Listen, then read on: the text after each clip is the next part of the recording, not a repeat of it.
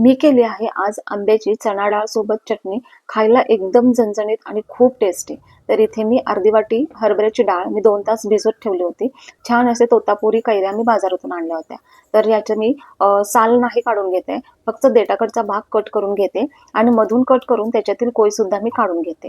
तर अगदी सोप्या पद्धतीने आणि कमी वेळेत भरपूर प्रोटीनयुक्त आणि जर तुम्ही वजन कमी करत असाल किंवा वजन कमी करत नसाल त्यांच्यासाठी सुद्धा अगदी चविष्ट आणि झणझणीत अशी ही चणा डाळ आंब्याची चटणी तुम्ही नक्की करून बघा, तुम्हाला नक्की आवडेल.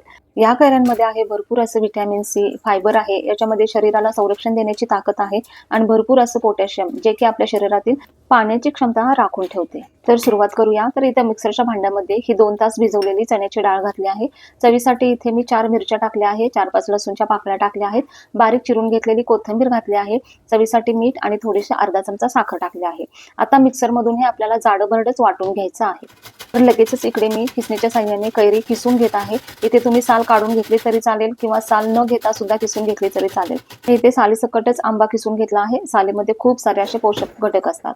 आता आपण मिक्सरमधून बारीक वाटून घेतलेली ही डाळ आहे जी दरदरीत आपण वाटून घेतली आहे आणि याच्यामध्ये मिक्स करायची आहे आता हा आपण किसून घेतलेला आंबा. मी आताच म्हणाले की हे डाएट करणाऱ्यांसाठी खूप उपयुक्त आहे कारण याच्यामध्ये चणा डाळ आहे, भरपूर असं प्रोटीन फायबर आहे. यामुळे पोट खूप वेळ भरल्यासारखं वाटतं आणि चवीला आंबा असल्यामुळे चव सुद्धा छान लागते. तर या चटणीला अजून चटपटीत बनवूया. इथे मी एक अर्धा चमचा तेल घेतला आहे. याच्यामध्ये फोडणी घातली आहे जिरे, मोहरी, कढीपत्ता आणि अर्धा चमचा हिंग.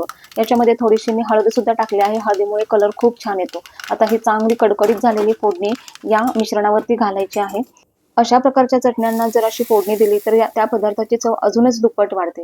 तर इथे मी फोडणी वरतून टाकलेली आहे. फोडणी टाकताना सुगंध खूप छान येतोय आणि कच्च्या कैरीचा आणि वाटलेल्या डाळीचा सुगंध मिळून खूप छान अशी ही रेसिपी होते. वरतून थोडीशी घालूया आपण बारीक चिरून घेतलेली कोथिंबीर. अशा पद्धतीने तयार झाली आहे ही आपली चणा डाळ आंब्याची मस्त आणि झणझणीत अशी चटपटीत चटणी. तर ही चटणी तुम्ही कशासोबत खाऊ शकता तर ही तुम्ही भाकरीसोबत, चपातीसोबत, कोणत्याही प्रकारचे चिले असू देत किंवा धिरडे असू देत, साधं आपलं वरण भातासोबत, भात आमटी सोबत खायला खूप छान अशी ही चटणी लागते. अजून चटपटीत करायची असेल किंवा अजून त्याला क्रंचीनेस आणायचा असेल तर याच्यामध्ये घालायचा आहे भाजलेल्या शेंगदाण्याचा ओबडधोबड केलेला असा शेंगदाण्याचा कूट घालायचा आहे. शेंगदाण्यामुळे सुद्धा या डिशचा रिचनेसपणा खूप वाढतो. तर अशा प्रकारची चटणी तुम्ही नक्की करून बघा, तुम्हाला नक्की आवडेल.